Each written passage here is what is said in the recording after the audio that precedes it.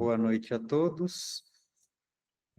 Gostaria de agradecer a Deus por mais essa oportunidade, agradecer a presença dos nossos irmãos aqui na casa nesta noite, agradecer a todos aqueles que aqui não puderam estar, porém que nos acompanham à distância. Que Deus possa vigiar os nossos trabalhos, elucidar as nossas mentes para que possamos assimilar o máximo possível dos ensinamentos do Livro dos Espíritos, a obra interminável. Paramos na questão 16, logo após o texto Religião não pode causar divisão, né? A questão 16, que falará um pouco sobre ainda a questão interreligiosa, né? O Espiritismo e as outras religiões, e depois entraremos no tema de globalização. Quando quiser, meu irmão. 16. Como promover a integração do Espiritismo com as demais religiões? O conteúdo deve ser o guia de vossa consciência. Esta não possui religião, apenas o discernimento do certo e do errado. Logo, tudo aquilo que a agradar deverá ser fator de união e não de segregação. Muito bem. Então, a integração do Espiritismo com as demais religiões, ela não está propriamente no fato do Espiritismo ser a comunicação dos espíritos com os encarnados, ela não está propriamente do Espiritismo ser uma religião nova, mas ela está no seu conteúdo. Assim como nas outras religiões, o que deve guiar as pessoas ao caminho do bem, trilhá-las ao bem, é o conteúdo, né? Nós nunca devemos julgar um livro, uma obra, pela sua capa. Nós devemos analisar o conteúdo e ver se este conteúdo conversa com a nossa consciência. Porque, conforme vocês sabem, a consciência é a comunicação direta com Deus. Olha que interessante, né? Nós temos dentro de nós a comunicação direta com o Criador. E é tão interessante isso, porque no momento em que nós somos animais e iremos nos tornar hominais, nós depuramos a nossa consciência, nós adquirimos a consciência, não apenas a ciência. E esta consciência é o nosso caminho que trilha, é a voz de Deus dentro de nós. E como vocês já devem ter visto diversas vezes antes de dormir, a consciência nem sempre é uma voz branda. A consciência nem sempre é uma voz amorosa. A consciência nos cobra de tudo aquilo que nós fizemos e de todo o bem que nós deixamos de fazer. O que acontece é que muitas vezes, diversas vezes, em diversas ocasiões, o homem teima em observar a sua conveniência ao invés da sua consciência. Conveniência é aquilo que você quer se convencer ser o certo. Consciência é aquilo que é o certo. São coisas distintas. Não devemos nos iludir. A consciência habita dentro de nós. É a voz de Deus dentro de nós. E quanto mais evoluímos, quanto mais adquirimos intelecto, quanto mais aprimoramos a nossa moral, mais acesso à nossa consciência nós temos. Nós temos uma visão mais límpida das questões que pairam sobre o que Deus quer dizer para nós. Observe que muitas religiões, aliás, acho que todas elas, sem exceção, sentem que Deus se comunica com o ser, né? Então, quando você pega os evangélicos, por exemplo, eles falam assim, Deus está falando com você. Quando você pega os católicos, sinta o Espírito Santo, sinta a voz de Deus. Quando você pega os hinduístas, né? Olha a energia oriunda de Deus. Quando você pega os judaicos, e assim sucessivamente. Os espíritas não é diferente. A diferença do espiritismo é que ela traz a organização, o termo para isso, que é a consciência. É o telefone que nós temos dentro de nós para falar com Deus. Entretanto, a consciência é um telefone de caminho duplo. Nós ligamos muitas vezes e muitas vezes ela nos liga. Entretanto, é necessário que possamos atender esta ligação. Se nós não atendermos essa ligação, nós não ouviremos o que Deus tem a dizer. Então, é este nível de responsabilidade. O que traz ao contexto, né, é que a integração das religiões, ela está justamente no fator em comum, que é o conteúdo daquilo que é dito, se condiz com a consciência de cada um, para seguir e trilhar o caminho do bem, o caminho do amor e o caminho da benfeitoria. Basicamente é isso. Vamos ouvir o que a nota tem a dizer e depois eu abro para comentários. Pois não, meu irmão. Nota. O Espiritismo busca a prática dos ensinamentos do Mestre Jesus, promovendo a união e o respeito por meio de uma fé raciocinada, que nos leva a pensar e a buscar em nossa consciência o verdadeiro caminho. Prende-se ao estudo, à reforma íntima e à procura incessante do bem, que devem ser exercidos através do exemplo daquilo em que acreditamos, e jamais impostos. Mostra de forma clara que somos frutos de nossas escolhas presentes e pretéritas, afastando-nos da imagem do Deus punitivo e revelando-nos a do Deus infinitamente bom e justo, conduzindo-nos à real essência do sentido da vida, o amor e a caridade em suas formas mais sublimes. Outra confusão muito típica entre os espíritas é acreditar que tudo aquilo que sofremos é fruto das nossas escolhas pretéritas, quando, na maioria das vezes, é fruto das nossas escolhas presentes. As expiações, nós vivenciamos elas, e elas são imutáveis, nós temos que pagar a conta que contraímos. Entretanto, o que é expiação e o que é causado pelo meu mau uso do livre-arbítrio? Será que a forma com que eu conduzo a minha vida me leva a colher bons frutos? Será que ao chegar aos 50 anos de idade perceber que eu tenho veias e artérias entupidas, uma camada que cessa o fluxo sanguíneo, e dizer que o infarto que eu estou prestes a ter, ou se é que eu já não tive, é uma expiação, quando por 50 anos eu me alimentei de coisas gordurosas, de frituras, não pratiquei exercícios físicos, exagerei no álcool, no tabagismo? Será que a culpa é de Deus ou da minha utilização de livre-arbítrio?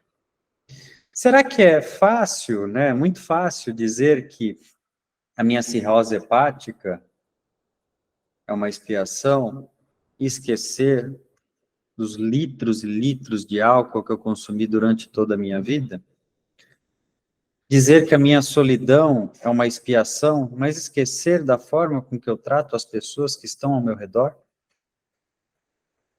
Então, quando observamos as coisas da forma que elas são, nós vamos perceber que muitas poucas coisas são expiação. Expiação é aquela mancha que você nasceu com ela, aquela dor que é latente desde o nascimento, aquela deficiência que você pode ter física ou mental ou motora. Essas são suas expiações, o resto é prova. E prova criada na própria circunstância da encarnação. E o pior é que nós adquirimos essa consciência no final da vida. Se você chegar para uma pessoa que está no leito de morte e perguntar para ela o que ela gostaria, na maioria dos casos, ela sentirá e muitas vezes te responderá o seguinte: eu gostaria de ter a saúde de um jovem com a experiência que eu tenho hoje. Eu faria muitas coisas da forma diferente. Eu teria muito mais cuidado, muito mais amor para com os meus próximos, teria menos me dedicado às questões materiais, mais às questões emocionais, espirituais, porque aqui estou prestes a partir para o plano espiritual, e sabe o que eu vou levar? Absolutamente nada. A questão já não é mais sobre o que eu irei levar, a questão é sobre o que eu irei deixar. Será que eu deixarei saudade ou raiva? Será que eu deixarei saudade ou alívio? Então é interessante que quando nós fazemos esta comparação, nós percebemos que a justiça divina é implacável, mas ela não é punitiva. Ela é perfeita. Tudo aquilo que nós plantamos e semeamos, nós iremos colher. muitas vezes na mesma encarnação. O nosso corpo, a nossa mente e o nosso espírito têm limite. Tem um limite que ele aguenta e que ele suporta de ações erradas. No momento que nós ultrapassamos este limite, a vida nos cobra, seja da forma espiritual, da forma material ou da forma emocional. Apenas essa troca que acontece simultaneamente em nossos dias, ela só é válida quando serve de aprendizado. E aqui, observem, neste momento, gravem o dia de hoje. Quantas coisas que se eu mudar hoje, dá tempo de eu não colher os maus frutos que estão por vir? Algumas não.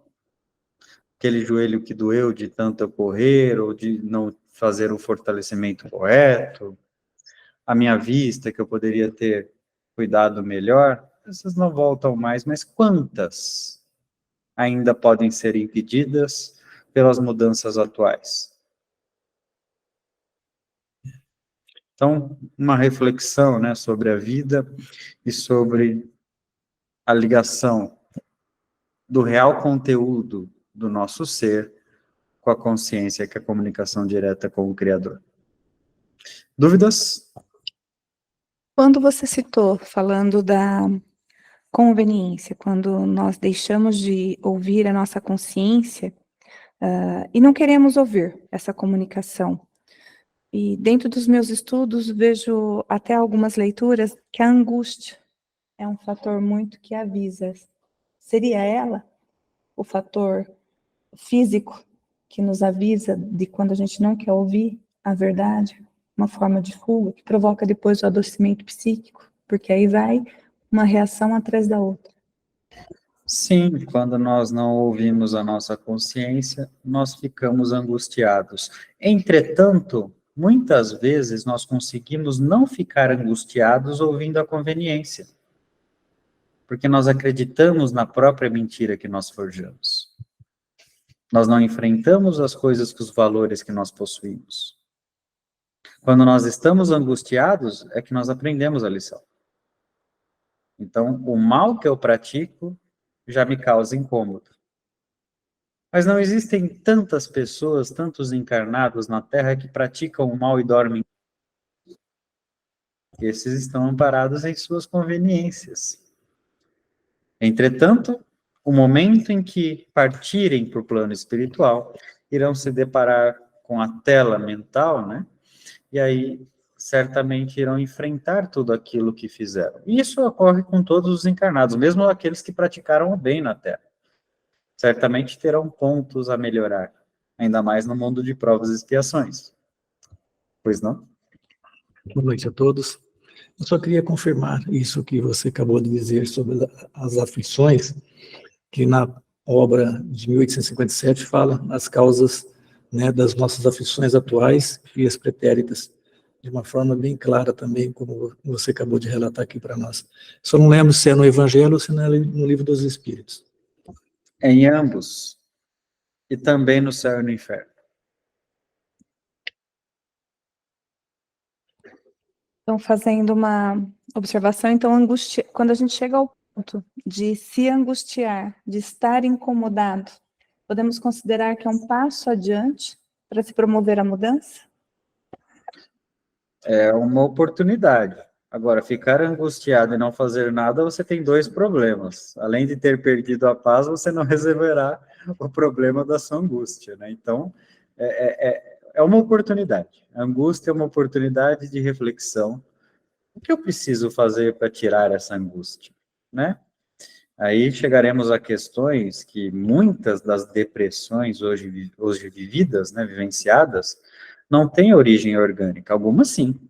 Entretanto, outras têm origem das ações que nós escolhemos praticar, das escolhas, da falta de aceitação para aquilo que nós somos, ou para aquilo que nós queremos, ou para os nossos valores intrínsecos. Pois não, irmão Afonso? Boa noite a todos. Eu tenho duas perguntas, mas vou fazer primeiro uma A depender da resposta dessa primeira, eu faço a segunda. Como disse, a depender da cipoada da primeira, eu faço a segunda. A primeira, nós temos exemplos no Evangelho de Dimas, que ele estava pregado na cruz ao lado de Cristo, e Cristo comentou que o arrependimento que ele demonstrava o permitiria entrar no reino dos céus. E Santo Agostinho coloca que a misericórdia divina permite essa bênção mesmo na extrema-unção. O que o senhor poderia nos esclarecer a respeito disso? Excelente pergunta, que entra de cabeça numa outra religião que eu tenho bastante prazer em mencionar, né? A católica apostólica romana, né? Quando falamos em arrependimento, não tem como não desvincular do catolicismo, né? O catolicismo acredita que se arrepender dos pecados é o suficiente para que você repare esses pecados, né? Então, o arrependimento, ele levará ao céu, basicamente isso, né? O Espiritismo, ele tem uma visão um pouco diferente. Agora eu vou colocar a minha visão particular referente a isso, irmão Afonso. Sim, Jesus, de fato, disse isso ao ladrão, né? Entretanto, quando disse isso ao ladrão, disse na intenção de mostrar para ele que o arrependimento é o único caminho da reparação. Não tem como reparar sem primeiramente se arrepender. O arrependimento é o primeiro passo. A reparação é o passo que vem a seguir. Eu não reparo aquilo que eu não percebo. Entretanto, apenas o arrependimento não é suficiente. Porque se assim fosse, Deus seria injusto. Eu pratico todo o mal que me é conveniente, me arrependo e pronto, estou no céu. Então, para que eu teria uma vida boa? Eu iria praticar todo o mal que a vida me incumbe e pedisse para que um padre viesse me dar a extrema unção para que eu tivesse livre a vivenciar o céu. Não, não é bem assim. Então, vamos interpretar as questões da forma que elas são, né? E quando Aurélio diz da misericórdia, né, Santo Agostinho fala sobre a misericórdia de Deus, a misericórdia de Deus, ela é explícita, ela não é implícita, né? Deus permitir que seres imperfeitos possam atingir a perfeição, errando e tentando diversas vezes, é um exemplo da sua absoluta misericórdia. Se Deus não fosse misericordioso, como ele poderia permitir que alguém, por exemplo, que assassinou, que estuprou, que canabilizou o outro ser humano, pudesse atingir a perfeição? Então, a misericórdia de Deus mostra que todos atingirão o ápice da perfeição, ou essa busca eterna, entretanto, para isso precisarão dar passos. E os passos passam pelo arrependimento, mas terminam na reparação. Ou melhor, passam pelo arrependimento, passam pela reparação e terminam no aprendizado. O aprendizado vem após a reparação, é quando eu não persisto no meu erro. Eu reparei o erro que eu cometi e eu já mudei a minha forma de agir. Aí sim, eu estou pronto para caminhar. Pode ir para a segunda, que é mais interessante ainda, irmão Afonso. A segunda, o senhor comentou no início que somente na velhice, a maioria das pessoas se toca em relação à religião, em relação ao arrependimento do que fez ou deixou de fazer, né? Muitas vezes é muito mais o arrependimento de ter deixado de fazer alguma coisa do que ter feito. Mas esse processo não faz parte do aprendizado humano? A reencarnação, ela conclui-se entre 4 e 7 anos de idade, e a partir daí o indivíduo começa a recuperar aquilo que lhe é útil e necessário para a sua vivência naquela encarnação, e esse processo não faz parte da própria processo de encarnação, de recuperação das suas, do seu plano encarnatório? Quando você reencarna, você está ali despertando a sua consciência até o final da infância, né? Você adquire uma concepção de mundo, não existe uma regra, mas por volta de 6 ou 7 anos você já tem uma percepção muito maior de mundo. Entretanto, quantas vidas você vivenciou antes dessa? Será que a bagagem adquirida pretérita não foi o suficiente para modificar a sua forma de ser e de agir logo no início da sua vida? Quantas vezes nessa encarnação, quando você era jovem, por exemplo, você cometeu erros conscientes? Essa é a pergunta. Aproveitar o máximo do meu potencial é não errar quando eu sei que é errado. É não deixar de fazer o certo quando eu sei que é certo. E esse é o nosso desafio. Não está em atingir o máximo da perfeição nesta encarnação, pois seria muito difícil. Está em atingir o máximo da nossa capacidade. Capacidade previamente adquirida nas anteriores encarnações. Lembre-se, meu irmão, você vem aqui para resgatar alguns valores previamente adquiridos. Isso explica, por exemplo, porque um jovem de 5 anos pode tocar Beethoven com perfeição. E uma pessoa que estuda a vida inteira piano pode chegar aos 50 anos sem conseguir tocar a musiquinha do gás. São habilidades previamente adquiridas, que precisam ser resgatadas através do esforço. Entretanto, você já adquiriu, assim como a sua evolução moral, assim como a sua evolução intelectual. Lembre-se, nada é perdido na nossa bagagem, tudo é somado. Entretanto, o véu do esquecimento nos limita a enxergar. O esforço abre essas habilidades para que possamos utilizar na nossa encarnação. Portanto, aquele que comete o erro sabendo que é certo, está abdicando do esforço. Diferentemente daquele que comete o erro sem saber que é errado. Este continua sendo errado, o erro. Erro sempre vai ser erro, só que ele tem a sua pena, vamos dizer assim, a sua expiação muito amenizada. Porque ele não tinha consciência dos seus atos. Para ele, aquilo era o certo. Diferentemente daquele que sabe qual é o caminho e segue outro. Muito bem colocado, irmão Afonso. Pode complementar.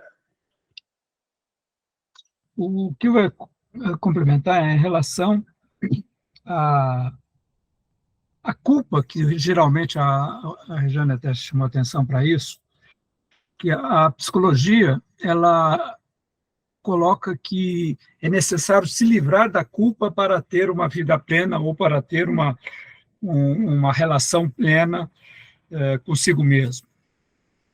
Essa culpa, ela pode vir dessa ação contra a consciência, né? Se agir contra a consciência pode acarretar culpa. Mas também tem culpas por questões sociais e educacionais que o indivíduo passa. Como que a gente diferencia uma coisa da outra e como que a gente consegue identificar aquilo que é realmente conversa da nossa consciência ou aquilo que a gente está desvirtuando, considerando a nossa conveniência. O que é mais válido? O que é mais eficaz? Nós descobrirmos a origem da nossa culpa, se ela é social ou se ela é pretérita das nossas próprias ações, ou nós conseguirmos nos perdoar e agir de forma diferente? Porque se nós entrarmos nesta mentalidade, nesse questionamento interno, irmão Afonso, nós chegaremos a ao infinito debate infundado, né? Onde nós chegaremos à conclusão que os nossos equívocos são reflexo da nossa sociedade ou da nossa criação. Entretanto, se nós fizermos essa análise em outro aspecto, nós percebemos que, no fundo, Todos nós carregamos uma culpa. Entretanto, esta culpa só pode ser sanada se nós aprendermos a nos perdoar. Porque se nós não aprendermos a nos perdoar, como nós seremos capazes de perdoar os nossos irmãos?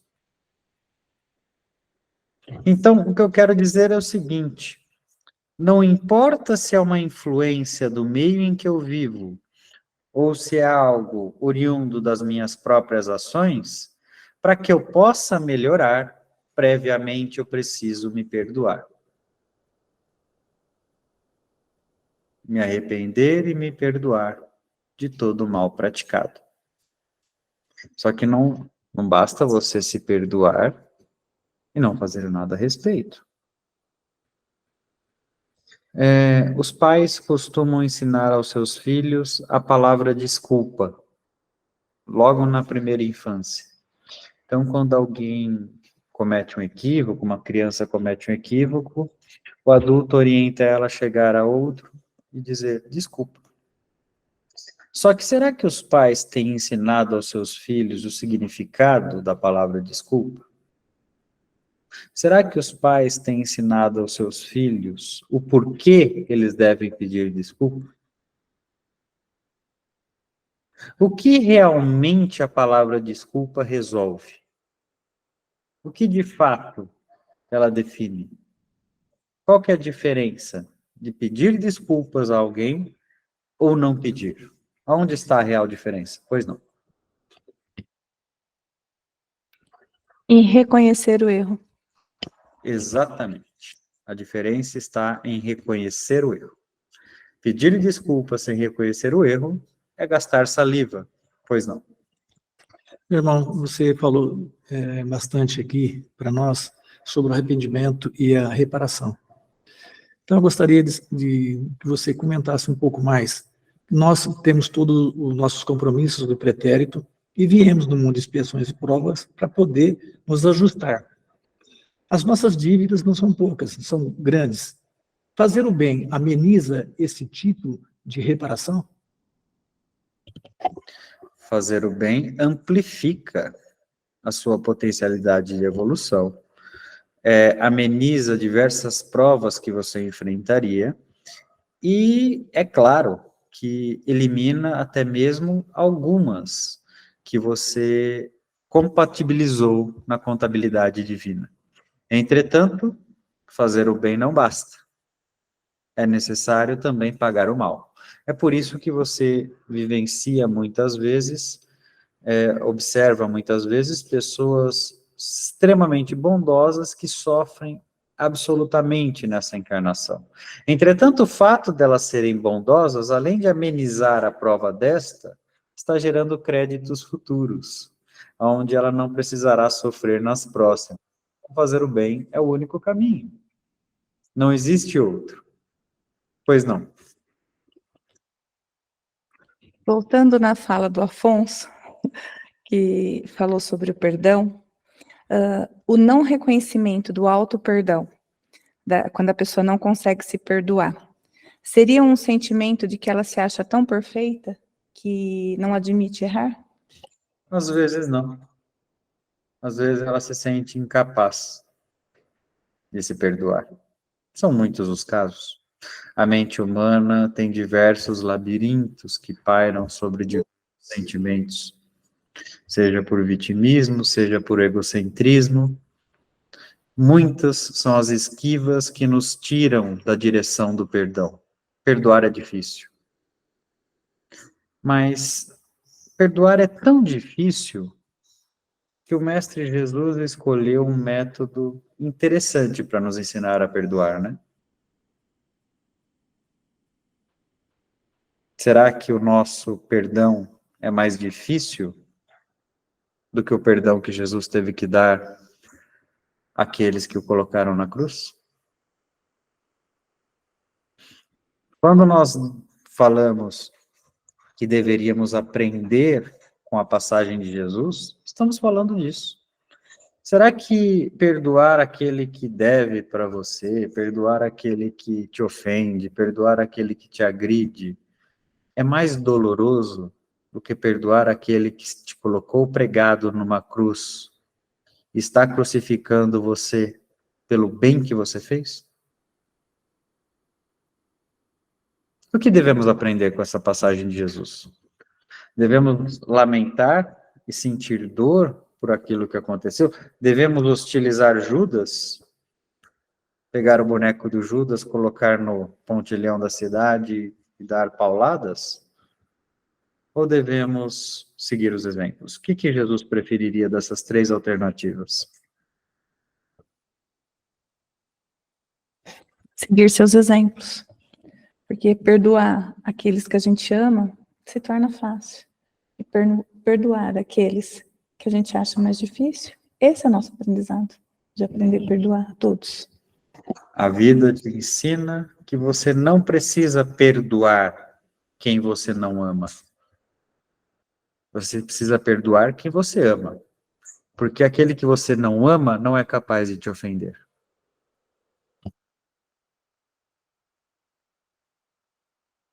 E esse é um sinal de evolução. O amor e o ódio andam lado a lado. Se eu tenho um sentimento forte por alguém, ela é capaz de me magoar a ponto que eu não possa perdoá-la.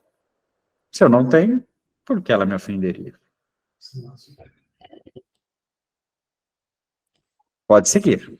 Agora falaremos... Ah, desculpe. Tem mais uma pergunta aqui, só um minutinho. A pergunta do nosso irmão Marcos, né? A possibilidade do espírito não se arrepender de seus atos com a tela? Se existe a possibilidade, na pergunta do nosso irmão. Olha, certamente a tela, quando você está no estado espiritual, você já não tem mais o véu da conveniência, né? Você já está vendo a coisa da forma que ela é. Há possibilidade do espírito não reparar mesmo com a tela e ficar vagando no plano espiritual, vindo em casas, né? Tentando se comunicar, como os irmãos veem em mesas mediúnicas, isso é muito comum. Entretanto, certamente ele vai se arrepender daquilo que ele fez. Se ele irá reparar, é um segundo passo. Então, é por isso que desencarnar não garante a evolução. O que garante a evolução são as mudanças que o espírito é capaz de fazer. Pois não? Boa noite, irmãos. A minha maior dificuldade é reconhecer, ou seja, o teu discernimento, é o certo, o errado, o caminho, a verdade, a mentira, o caminho a seguir. Eu acho que o discernimento é o mais difícil entre o perdão, entre o amor e tudo. Que é aquela historinha que Jesus mandou, Deus mandou o barquinho, o helicóptero, mandou todo mundo salvar o rapaz, ele tinha tanta fé que Deus ia salvar, por fim ele morreu, porque ele não teve discernimento de reconhecer que foi enviado ajuda, né? Então, para mim, eu acho que o discernimento é o difícil, você reconhecer onde você errou, o caminho a seguir, e esses percalços que a gente encontra, a verdade, a mentira, os falsos profetas, como a gente fortalecer esse discernimento? Bom, excelente pergunta, minha irmã. O discernimento é uma conquista da consciência, né? Quando nós aprendemos a enxergar a nossa consciência do jeito que ela é, nós adquirimos o discernimento. Quando nós nos despimos do nosso orgulho, do nosso egoísmo, e passamos a observar as coisas da forma que elas são, e não da forma que nós gostaríamos que elas fossem, aí sim, nós fortalecemos o nosso discernimento. Na Terra, vocês têm diversas ferramentas, né, que ajudam vocês a isso. Psicanálise, psicólogos, conversa com os amigos, leitura, busca intelectual, mas nenhuma delas supera aquela velha, porém eficaz ferramenta de deitar a cabeça no travesseiro e refletir sobre tudo o que você fez de bom e todo o mal que você cometeu. E refletir também sobre todo o bem que você poderia ter feito e não fez. Esta, sim, é a conversa e a oração direta com o nosso Criador, que fazemos e muitas vezes somos incapazes de terminar. Quando nós deitamos no nosso travesseiro e começamos a conversar com Deus em nossas consciências, poxa, tinha um andarilho no semáforo, eu não ajudei. Ah, mas outra pessoa de trás iria ajudar. Eu já começo a colocar a conveniência misturada à minha consciência para suprir o bem que eu deixei de fazer. Ah, eu briguei com a minha tia. Ah, mas também ela é muito chata. Eu não briguei, na verdade, eu até tolerei ela demais. Coloquei a conveniência. Então, se eu colocar as coisas da forma que elas são, pensando como Jesus faria o que eu fiz, o processo fica mais doloroso. Entretanto, se te felicita, com o tempo, né, com o desenvolvimento do espírito, o espírito passa a ter um discernimento maior sobre as questões que são certas e erradas, né? Enquanto ele não tem essa capacidade, ele tem a possibilidade de se arrepender e reparar. E se arrepender e reparar não é correr atrás do prejuízo, não, é dar um passo de evolução, principalmente no mundo de provas e expiações, né? Mas vamos levar sempre essas duas palavras juntas, se arrepender e reparar. O prejuízo que eu causei ao outrem precisa ser reparado, né? Então, vamos imaginar uma questão material. Se eu quebro a mesa de alguém, se eu quebro a parede de alguém, se eu ofendo alguém, eu preciso dar um jeito de consertar. Eu preciso curar esta ferida. Eu não posso deixar da forma que eu larguei após ter rompido, após ter machucado, após ter magoado. Eu tenho que compensar com o bem. Esse é o exercício. Pois não, meu irmão? Meu irmão, como acontece no caso quando a pessoa prejudica milhões de pessoas? Como que eles se reparam uma situação dessa? Quantas vezes irmãos prejudicam bilhões de pessoas no orbe, e aí são taxados como o oposto de Deus, né? Como os verdadeiros satãs da humanidade. Entretanto, eu pergunto, e agora eu vou perguntar em voz alta, né, para ter uma resposta também em voz alta. Você conhece as suas antigas encarnações? Isso para cada um de vocês. Será que vocês não prejudicaram milhões ou bilhões de pessoas no pretérito?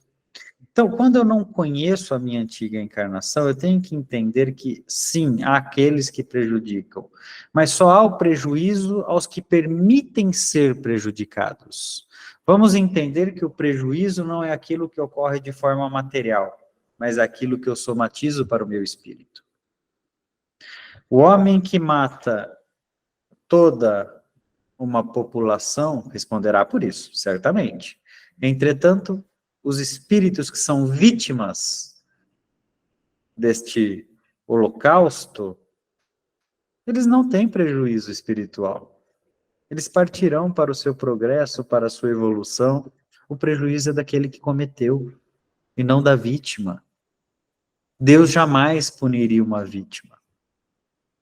É que a visão humana ainda está envolta na questão material. Prejuízo é alguém que te mata, que machuca o seu corpo. Mas eu te pergunto, irmão Rui, quem, além de Deus, é capaz de atingir o seu espírito? Você mesmo. Nós mesmos podemos atingir.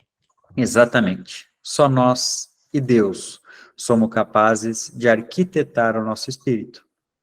Somos arquitetos do nosso futuro. E para isso, temos que entender que nenhum outro espírito é capaz de nos atingir. Pode atingir a nossa matéria, podem atingir a nossa razão, podem atingir o que quiserem, mas jamais atingirão o nosso espírito. A vida, da forma que vocês conhecem, a vida material, ela é uma passagem. Vamos ser otimistas. Quem daqui pretende viver mais do que 100 anos? E depois? e toda a eternidade. Percebe como a vida material é pequena diante da eternidade do espírito? Então, todo prejuízo material, ele também é pequeno diante da eternidade do trajeto do espírito. Pois não. Antes da gente passar para outro tema, uma curiosidade. Aquilo que a gente faz encarnado reflete na nossa vida errante depois, para o bem ou para o mal. Mas o nosso livre-arbítrio continua existindo na erraticidade. O que a gente praticar na erraticidade reflete também na vida encarnada futura? Certamente. Certamente. Lembrando que você constrói a sua bagagem como espírito, e não apenas como um espírito habitando um corpo. Também, mas não apenas, né? Então, quando você está na erraticidade, todo bem ou mal praticado refletirá nas suas vidas futuras e na sua existência futura, né? Só que quando você está na erraticidade, irmão Afonso, você é muito mais tentado a cometer o bem do que o mal, né? Você tem uma visão muito mais ampla. Se antes você enxergava apenas aquilo que a matéria o limitava, você é capaz de enxergar todas as consequências do progresso e da falta dele. Todas as consequências da evolução e da ausência dela. E é isso que faz de você um ser muito mais resiliente a evoluir. É por esse motivo que você se sente realmente em ter voltado para casa, né? Então, quando você está no espírito, é a sensação de casa, a verdadeira sensação de casa, quando você está na forma espiritual. Existe um contraste muito grande. Por exemplo, se eu perguntar para vocês como vocês estão se sentindo hoje, todos vocês vão dizer, estou me sentindo bem, eu estou com uma dor aqui, uma acolá, entretanto, estou me sentindo bem. Vocês não sabem o que é se sentir bem. Se sentir bem, vocês conhecerão, estão sem uma matéria de 80, 90, 100 quilos para carregar. Se sentir bem, vocês conhecerão da forma original. Claro que se fizerem o bom uso da vida, né? Se fizerem o bom uso do livre-arbítrio. Se conseguirem caminhar para o lado do bem, ao invés do lado do mal. E não importa quanto tempo leve, uma hora este momento chegará, em que todos irão convergir para o bem, pois o bem sempre irá superar o mal. Quem criou esta lei foi Deus. Seja o que ele for, né? Pode seguir. 6. Globalização. 17. A globalização ajudará na propagação da doutrina espírita? Sim, a globalização é uma ferramenta que será de grande valia à propagação da doutrina, a fim de que ela chegue ao conhecimento de todos gradativamente. Se nós tivéssemos aqui agora uma live de um cantor famoso, seja o gênero que fosse, quantas pessoas estariam assistindo? Nós estamos aqui numa segunda-feira, 19h45, com muito esforço de compartilhamento, com 25 pessoas participando da forma online, mais umas 7 aqui da forma presencial, para algo que, na pior das hipóteses, fará com que nós possamos refletir um pouco sobre a vida e a existência. Então, a globalização, ela não precisa apenas ser usada para o entretenimento ou para a divagação. Ela também deve e pode ser usada para o bem. Então, a globalização, sim, ajudou e ajudará muito o espiritismo e todas as outras religiões que caminham para o lado do bem a propagar a sua mensagem. fará com que as pessoas retornem ao hábito de conversar, de pensar. Não digo de filosofar, mas de discutir as questões pertinentes à existência. Porque essa é uma faculdade do nosso espírito.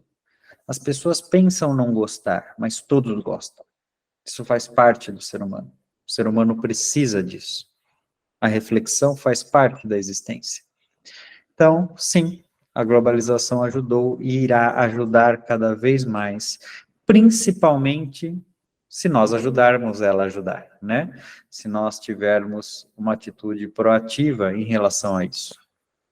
Vamos passar para os nossos jovens, nossos filhos e netos, um conceito de propagar aquilo que agrega também, e não apenas aquilo que desconstrói os nossos valores. Se vocês gastassem energia em propagar, por exemplo, as suas visões religiosas, sentimentais, igual vocês gastam energia propagando, por exemplo, as visões políticas que vocês têm, diversas, imagina como o mundo não poderia ser um lugar melhor? Todos caminhando para o lado do bem? Pensar sobre isso. Vamos lá. Nota. Os meios de comunicação atingiram um alcance imensurável, abrangendo todas as massas e idades. Utilizar-se desses recursos para auxiliar na propagação do amor não é apenas justo, como também necessário. As tecnologias de comunicação virtual podem ser utilizadas na formação doutrinária na casa espírita? Desde que de forma agregadora, sim. Aliás, é natural que assim seja, tendo em vista o desenvolvimento tecnológico da humanidade. O contato material ainda é importante para os encarnados que tendem a assimilar melhor o conteúdo presencial. Entretanto, conforme sabeis, a matéria é perecível, e o importante é o contato espiritual, intelectual e moral. Bom, hoje estamos tendo um exemplo disso, né? Aqui estamos transmitindo a diversos locais do país, né? Depois será publicado no YouTube, né?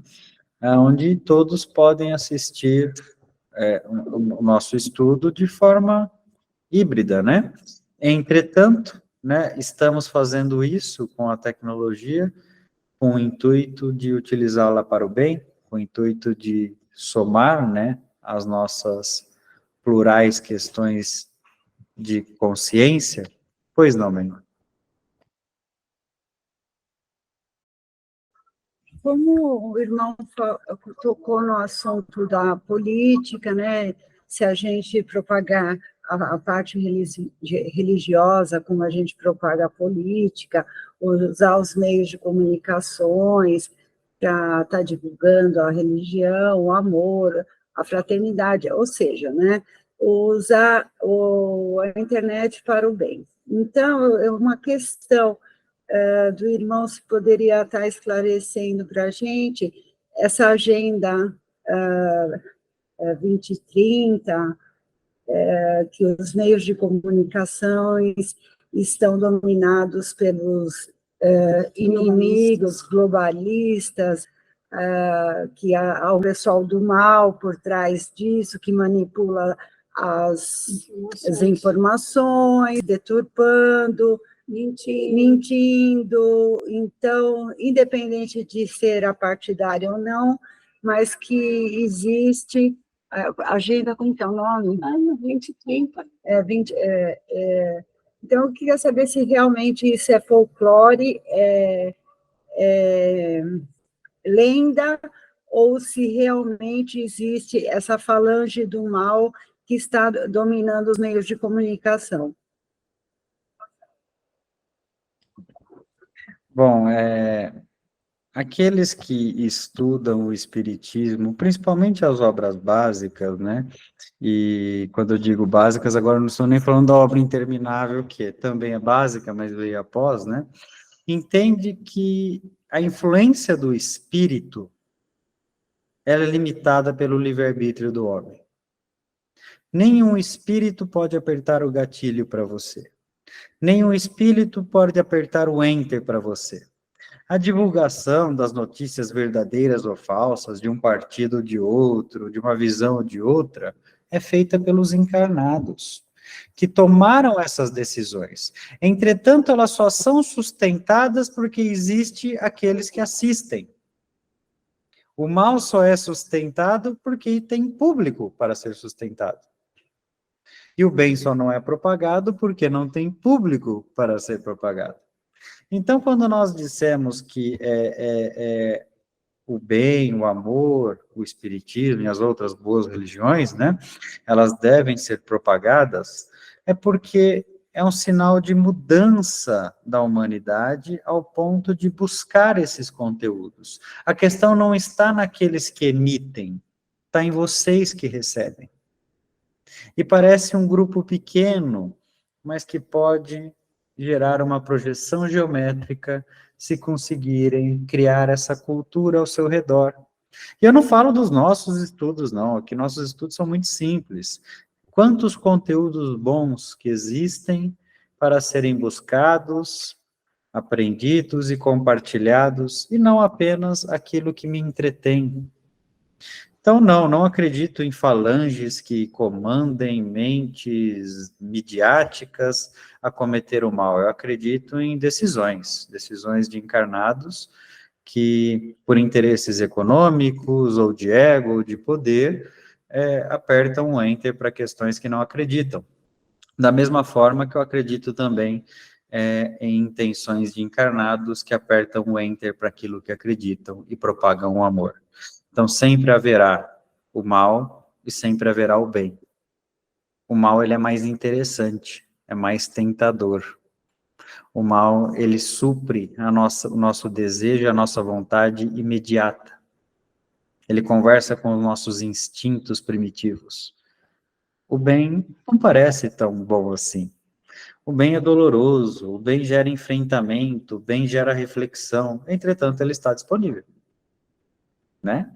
A mesma energia que eu gasto para assistir, por exemplo, uma briga de cachorro na internet, que não vai me agregar em nada, além de dar subsídio para que hajam mais brigas de cachorro no futuro, é a mesma energia que eu gasto para assistir, por exemplo, eu vou até falar de outras religiões, para não parecer pretensioso, né? É a mesma energia que eu gasto para assistir uma missa na internet, que me fará bem, que me trará paz. Então, a escolha está naqueles que procuram. O conteúdo do mal sempre haverá no mundo de provas e expiações, entretanto, cabe a cada um de vocês não buscá-lo. 18. Com o lançamento desta obra, poderá ocorrer uma cisão no movimento espírita? O propósito é o oposto. Consiste em unificar todas as religiões pela prática do amor. Algo que siga os exemplos de Cristo e as leis de Deus jamais virá para dividir os povos, e sim para unificá-los através da razão e da caridade. Perceba que na resposta o nosso irmão não disse que não haverá, ele disse que o propósito é o oposto. Né? Isso significa que muitas pessoas, ao se depararem com o Livro dos Espíritos, Obra Interminável, farão duras críticas em relação à sua capa, né? Ao seu conteúdo será um pouco mais difícil, né? Porque para criticar o Livro dos Espíritos, Obra Interminável, é necessário criticar o Livro dos Espíritos de 1857. Eles são irmãos de berço, né? Então, mas existirão, sempre existirá duras críticas, mas o propósito não foi esse, né? O propósito foi unificar, né? O propósito foi fazer com que todos pudessem colocar em prática o bem proposto, tanto em 1857, quanto o bem proposto agora, né? Na verdade, quando há um reforço, os professores sabem do que eu estou falando, você reforça aquilo que ainda não foi aprendido, né? Você reforça aquilo que precisa ser praticado. Então, na minha época, né, vamos falando de muitos anos atrás, existiam as aulas de reforço, né? O que eram as aulas de reforço? Eu não tinha aprendido determinada matéria, eu tinha uma aula extra para aprender, né, para ir bem no meu exame. Então, o reforço serve para isso, né? Então, o Livro dos Espíritos, a obra interminável, veio reforçar aquilo que foi dito e colocar mais algumas questões contemporâneas que são adeptas a essa época. Entretanto, só faz sentido se for para somar, se for para unificar, e jamais para dividir ou para causar algum tipo de polêmica. A intenção, tá? Não significa que não possa acontecer em determinadas ocasiões. Vamos lembrar que também o Livro dos Espíritos, de 57, ele teve a mesma intenção e foi queimado numa fogueira, né? Então, cada um tem a sua própria trajetória. Muito bem, o nosso tempo já deu, nossos irmãos aqui já estão controlando o relógio. Vamos encerrar antes que ultrapassamos o limite, né? Os irmãos também têm os seus compromissos assumidos, mas não poderia encerrar antes de agradecer a Deus por mais essa oportunidade, agradecer aos irmãos que participaram e vieram muito a agregar em nosso estudo, muito obrigado, e que possam ter uma semana de muita paz, muito amor, rumo ao caminho do bem. Que Deus abençoe cada um de vocês. Muito obrigado.